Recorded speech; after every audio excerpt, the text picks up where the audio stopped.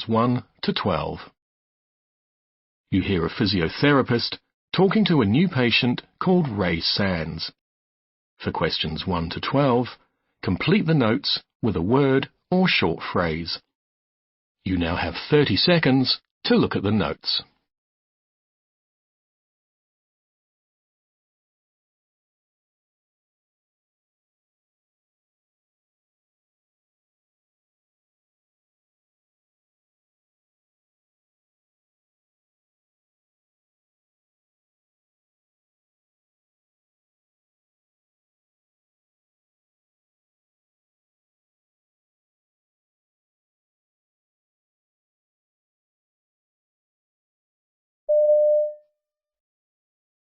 Come in.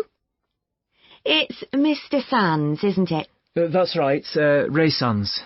Now, I think you've been referred to me because you're suffering from sciatica. That's right. Not for the first time, actually. OK. Well, I've got some notes here, but perhaps you can tell me in your own words about any previous bouts of sciatica you've had, what treatment you had, what worked for you, anything else you can remember. Righto. Well, it all started when I hurt my back, about 18 months ago now. OK. I was giving somebody a hand with a heavy suitcase, and I felt it go, just like that. Anyway, I slowly got over that, despite occasional flare-ups, and then, out the blue, about a year ago, sciatica developed. And it was 6 months till that finally cleared up altogether. Now it's come back in the last month or so, I'd say. I see. And your GP said it was sciatica? Yeah, I had this pain all the way down my right leg, and she said the real problem was in my back, because the sciatic nerve was getting trapped. Right. I mean, I'm telling you, this was no ordinary pain. It was really intense. I mean, to the extent that I couldn't stand for very long, couldn't walk hardly any distance, I couldn't sleep. Oh. I mean, the most frustrating bit for me was that I couldn't even turn over in bed. It just hurt so much. I just couldn't get comfortable. Do you know what I mean? Sometimes I'd have, sort of tingling feeling in my calves as well. Right. But then at other times, my whole leg just felt a bit numb, really. It was weird. And of course, I couldn't go to work.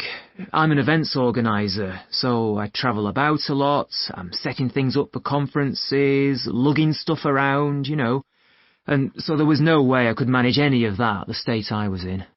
OK. So how was this treated? Well, in the first instance, I was given painkillers, obviously. Ibuprofen, as far as I can remember. Right.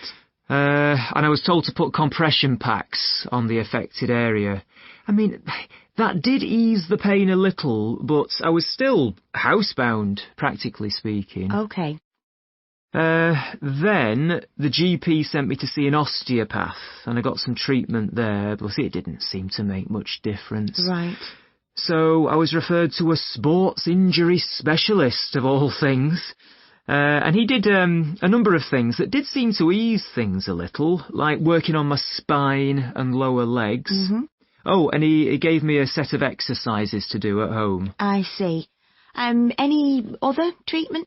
Oh, yeah, I almost forgot. There was this course of injections, and I went for various other therapies, like ultrasound, and another one where they do...